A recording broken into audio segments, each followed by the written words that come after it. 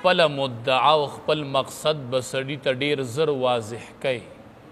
چې مخاطب ستا په مقصد پوه شي. میلمه راشي یو ځای ته چای روټۍ وکړي ټیم یې وشي نو ډایرکټ کوربه ته خپل مقصد واضح کوه چې زما مقصد دا دی دې دپاره راغلی م او په دې مطلب راغلی نو دا ډېره ښه خبره چې سړی خپل منشا او مقصد ډېر زر واضح کړي. نو موسی علیه السلام ورته وایي انی رسول من رب العالمین، زه رسول یم د رب العالمین د طرف نه یو استازی راغلی. وضاحت ورته د خپلې مدعا وکړو چې تا ته پته وي. نو بیا ورته وایي حقیق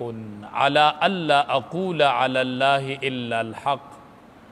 زه ګورې کلک یم په دې خبره چې نه به وایم په الله باندې سیوا د حق نه، چې دا خبره دې م ذهن کې ګورې خبرې ورته رب العالمین ټیک د ویلي و چې فقولا له قولا لینا لعله،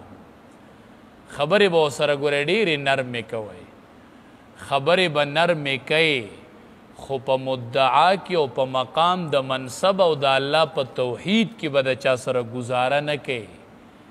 نو ځکه ورته موسی علیه السلام وایي حقیق کلکې مه ګورئ په دې خبره چې نه به وام په الله باندې سیوا د حق، دې کې ګورئ نرمي نه کوم چې حق کې به درله ګنجایش وکړم، توحید کې به تاله لارې وباسم، الفاظ به نرم استعمالی خو مسله به کلکه بیانوي. نو حقیق علما وایي دا د دې دا حقیقون چې دی دا د رسول صفت دی. رسول چې هغه موسی علیه السلام نو دا حقیقون صفت دی او دا مبالغه ده. نو د دې معنی دا ده چې زه ثابت ما په حق باندې همیشه به ولاړم په حق باندې، ننم په حق ولاړم، سبابم په حق ولاړم، آینده دور کې بم په حق ولاړم. نو دا مبالغه ده. حقیق زه په حق باندې ثابت ما همیشه او کلک پې ولاړم، کلک پې ولاړم پس الله اقوله په دې خبره چې لا اقوله چې زه به نه وام علی الله په الله باندې الا الحق سیوا د حق، چې څه راته الله وي هغه به وام او ځان نه به خبرې نه کوم. قد جئتکم ببینة من ربکم، دا بیا بیان د رسالت دی چې په تحقیق سره راوړي دي ما تاسو ته واضحه معجزې من ربکم د طرفه د رب ستاسو. بیا بیان د رسالت شو چې زه پیغمبر یم. فارسل معی بني اسرائیل،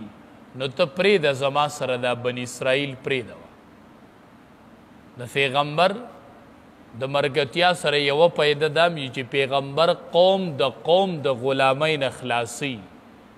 د پیغمبر تعلیم دا دی چې قوم به د قوم غلامي نه کوي، غلامي به صرف د الله کوي. دا د پیغمبر د دعوت یوه حصه دا وي. نو فارسل معی بني اسرائیل، پرېږده زما سره دا بني اسرائیل. دا بني اسرائیل چې دي دا د یوسف علیه السلام په زمانه کې مصر ته راغلي وو.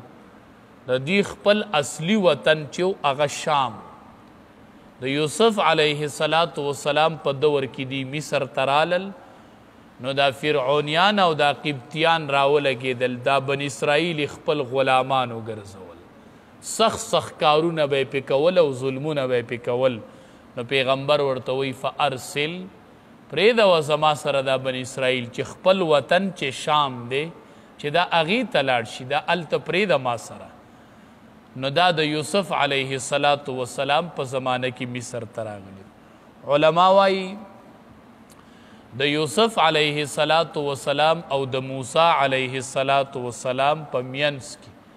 دا زمانه چې وه دا 400 کاله وه.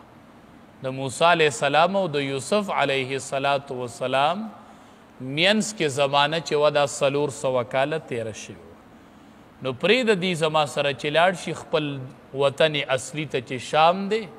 او دا غلامۍ نورې په دې مه کوه. نو قال فرعون ورته وی ان كنت جئت بآیة فأت بها، که چېرې تا راوړي بآیة څه معجزه نو بسم الله که فأت بها، بس ښکاره کا معجزه، ښکاره که ان کنت من الصادقین که چریی ته د رښتینو نو فرعون د موسی علیه السلام نه د رسالت دپاره ګواه طلب مخکې موسی علیه السلام دعوه وکړله انی رسول من رب العالمین نو فرعون ته د ګواه مطالبه وکړه که د خپله خبره کې رښتینې ځان ته په رښتیا رسول وی نو فأت بها ګواه به پکاري ما ته به ګواه ښیي نو موسی علیه السلام دوه ګواهان پیش کړل په یو ګواه کې اشاره ده یرې ته په بل ګواه کې اشاره ده بشارت او خوشحالی ته یو ګواه پیش کو چې امسی وغورځوله نو مار ته جوړ شو نو دا تخویف دی دا د یرې ګواه دی دویم چې لاس یې راویستو نو برېښنه یې کوله نو دا بشارت دی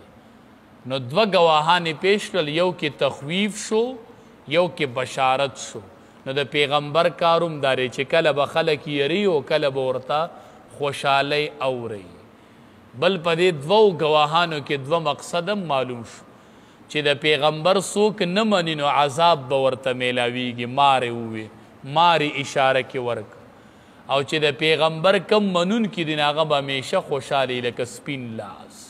نو دې کې دا اشاره هم وکړله نو ان کنت من الصادقین که رښتینی جو بسم الله کوه راوړه نو فالقا عصاه نو وی غورځوله امسا خپله فاذا هي ثعبان مبین نو هغه خامارو مبین ښکاره خامار تینا جوړ شو نو فرعون چې دا ولیدله ثعبان خامار ته وی غټ مار ته نو یو ځای کې خو قرآن کې جان راغلی دی بل ځای کې یو ځای کې جان راغلی دی علما وی جان چې دی دا نری مار ته وی او بل ځای کې حیه راغلی دی دا عام مار ته وی او دلته وی ثعبان بل ځای کې راځي جان نری مارو بل ځای کې راځي حیتن خو جو مطلق مار ته وی په دواړو اطلاق کیږي خو یو ځای کې راغلی چې جان دا مار نری و بل ځای کې دي ثعبان دا خامارو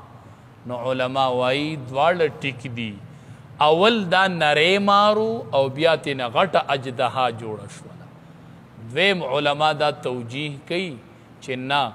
د وجود په اعتبار سره ثعبان خامارو او د حرکت په اعتبار سره جانو نری مارو دا نری چې ورته ویلی دا په اعتبار د حرکت سره نری مار حرکت ډیر ښه کوي او دا ثعبان چې ورته ویلی دا په اعتبار د جوسی سره نو مطلب دا اومې غټه جوسه وه اوم به حرکت کو ځکه علما وایي نو په اذا هي ثعبان مبین نو دا خامارو ښکاره مبین ښکاره علما وایي د مبین نه یو مسله راووتله چې دا خامارو ښکاره په کولو میدان کې او ټولې دنیا لیدو نو پته ولګېده چې دا نظربندي نه وه بعضې وخت کې خلک نظربندي وکړي دنده کمره کې یو خاص مخصوص ځای کې د هغې نه ټیک ته چې مار جوړ شي خو بار عامو خلقو ته نه ښکاري هغه صرف مخصوص